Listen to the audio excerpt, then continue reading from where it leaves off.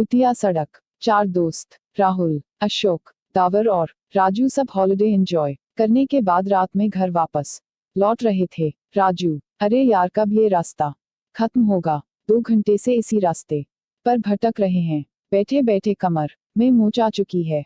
The power, हाँ यार। अशोक, तुझे इस रास्ते के बारे में पता भी है या ऐसे ही गाड़ी को भगाए जा रहा है? अशोक, पता नहीं यार, दिन में तो ये रास्ता जल्दी कट जाता है, न जाने इस वक्त ऐसा क्या हो रहा है। और वैसे भी मैं रात में कभी इस रास्ते से सफर नहीं किया, दिन में 2 से 3 बार यहाँ से गुजरा हूँ। रात का एक्सपीरियंस तो मुझे भी नहीं है। वो आपस में बात ही कर रहे थे कि तभी उन्हें पीछे से एक ट्रक की तेज हॉर्न सुनाई देती है। वो गाड़ी लगातार इनकी गाड़ी को ओवरटेक करने की कोशिश कर रही थी। राजू, कैसा ड्राइवर है, पीकर गाड़ी चला रहा है क्या? इतने में उस ट्रक ने इनकी गाड़ी को एक तेज टक्कर दी और लगातार हॉर्न बजाता रहा। राहुल, अशोक साइड दे उसको, वरना ऐसा लगता है कि ये हमें मारने के इरादे से आया है। अशोक उस ट्रक को साइड दे देता है और वो गाड़ी सीधा आगे निकल जाती है। अशोक, तुम लोगों ने उस गाड़ी को देखा? ऐसा लग रहा था कि जैसे खंड से निकला हो, ऐसा लगता है 200 साल पुरानी ट्रक है। वो लोग इस इंसिडेंट से घबरा गए थे। तकरीबन 10 मिनट बाद गाड़ी एक पुराने कब्रिस्तान से गुजरती है। उस हाईवे पर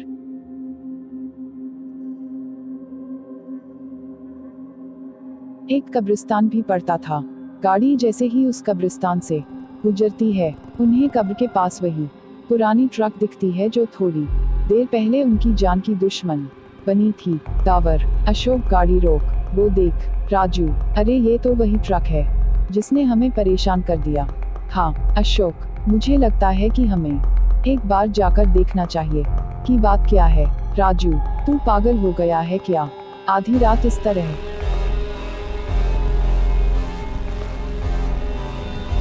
कब्रिस्तान में जाने की बात कर रहा है? अरे मरना है क्या?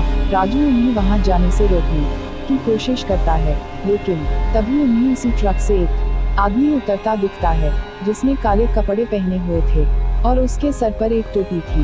वह लगभग 7 फीट लंबा और हट्टा कट्टा था। यह देखकर न जाने क्यों सबकी उत्सुकता और बढ़ गई, और राजू के अलावा सभी उस आदमी के बारे में पता लगाने के लिए उत्सुक हो गए। सभी उस आदमी के पीछे जाते हैं और राजू को मजबूरन इन तीनों के साथ जाना पड़ता है। चारों जब उस ट्रक के दीवार के पास पहुंचे तो उनका दिल बैठ गया। उन्होंने जो देखा उसे देखने के बाद उनके रोंगटे खड़े हो गए। उन्होंने देखा कि एक ट्रक ड्राइवर कब्र खोदकर लाशों को निकाला और उसे बेरहमी से खाए जा रहा था। वह जिस्म के हर एक अंग को निकालकर गंदी तरह से खाए जा रहा था।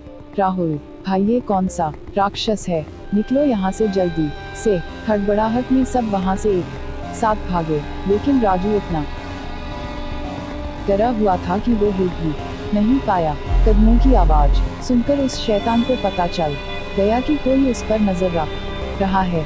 वह जैसे ही पीछे पलटा, उसे वह 3 लड़के भागते हुए और एक वहां खड़ा दिखा।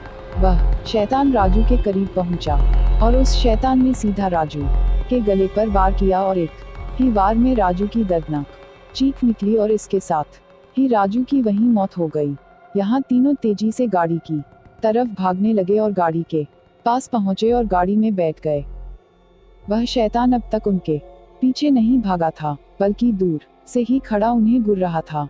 अशोक गाड़ी स्टार्ट करने की पूरी कोशिश कर रहा था, लेकिन उसकी गाड़ी स्टार्ट ही नहीं हो रही थी। तभी वह दूर खड़ा शैतान धीरे धीरे उनकी तरफ बढ़ता है और वह लगभग गाड़ी के नजदीक पहुंच गया था। तभी गाड़ी स्टार्ट हो गई और तेजी से अशोक गाड़ी को आगे बढ़ाने लगा। वह शैतान इन तीनों के पीछे पड़ चुका था और तभी वह हवा में उड़ा और सीधा गाड़ी पर कूद गया। और जैसे ही राहुल उसे देखने के लिए अपनी मुंडी गाड़ी से बाहर निकाली, तभी उस शैतान ने राहुल का सर अपनी भारी तलवार से काटकर अलग कर दिया और उसका अधकटा शरीर गाड़ी में ही फड़फड़ाने लगा। यह देखकर अशोक और दावर दोनों डर गए और दोनों जान बचाने के लिए चलती गाड़ी से कूद गए। वे दोनों घास के मैदान में गिरे जिससे उन्हें कम चोट आई। वे दोनों सांस दबाए घास में लेटे रहे, लेकिन उनके डर को उस शैतान ने महसूस कर लिया और फिर शैतान को दावर एक कोने में दिखा। तभी वो शैतान अपने लंबे नाखूनों और धारदार तलवार से दावर पर वार किया, जिससे उसकी दर्दनाक चीख निकल आई और उसकी मौत हो गई। उस शैतान ने अशोक को नहीं देखा था और अशोक भी दावर की मौत के वक्त वहां से निकल चुका था, जिसकी वजह से वह बच गया। उस रात हाईवे वाले घाट पर जो भयानक हादसा उनके साथ घटा, उससे सभी को ये सीख लेनी चाहिए कि अंधेरी रात में भूतिया रास्ते से गुजरने का अंजाम कितना खौफनाक हो सकता है।